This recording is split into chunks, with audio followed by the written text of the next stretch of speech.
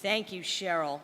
It's really wonderful to be introduced by my very first and one of my very best hires.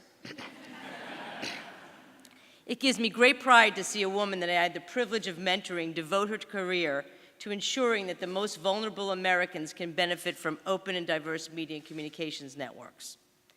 You were one of the first to equate media justice with social justice, and we all owe you a debt of gratitude for that. I also want to thank the UCC's Office of Communication for presenting me with the Everett C. Parker Award.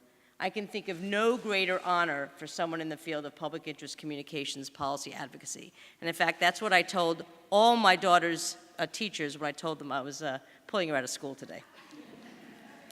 I want to extend my congratulations to my longtime friend, Helen Bruner. Where is she? There she is. And to my new friend, Kevin Sampson. Although we have met before, you are, particularly after that, you are definitely my friend. Helen is one of the most unsung heroes of our field. Her roles as a funder in the field and a coordinator of campaigns around net neutrality, privacy, and Lifeline were essential to the victories that we achieved at the FCC. And Kevin, I am awed by how much you've done, and you are so young. And I look forward to an even greater future working with you. You are amazing. There are so many people to thank for this award, and a lot of you are in this room. It was just great to network before and see all the folks that I've worked with for so many years, and I'm so gracious and so grateful that you're all here. But special thanks go to my family, my wife Laura, my daughter Yossi, and my mom Roma. They all put up with the 11 p.m. phone calls, the press releases sent from my computer at the dinner table. Even though we're not supposed to have electronics at the dinner table, there is the Gigi Sohn press release exception.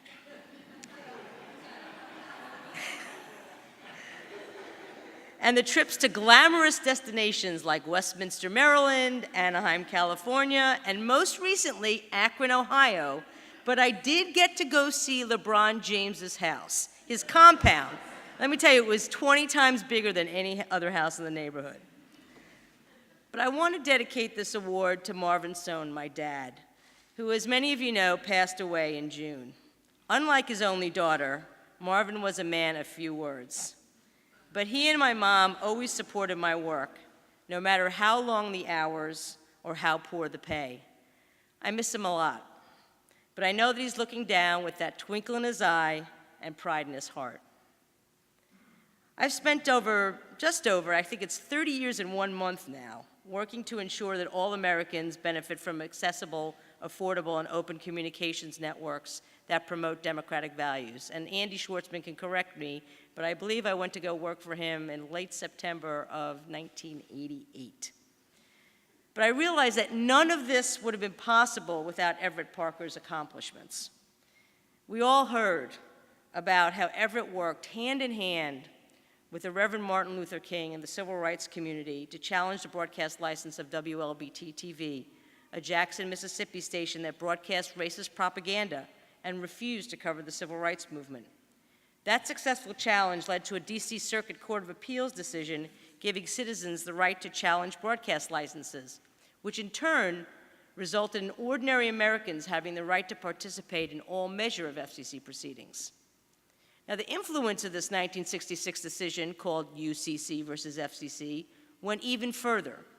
When I went to work at the Ford Foundation, I spent several weeks in its dusty basement archives, and they were dusty, looking through the history of the Foundation's involvement in funding communications law and policy advocacy. While I was there, I found a note from then Chief Judge of the DC Circuit, Warren Burger, who wrote the UCC decision and who later became Chief Justice of the Supreme Court. The note, with the UCC decision attached, was sent to new Ford Foundation President McGeorge Bundy, who had previously been National Security Advisor for Presidents Kennedy and Lyndon Johnson. The note was simple and in Burger's handwriting. It said, "I think this might be of interest to you."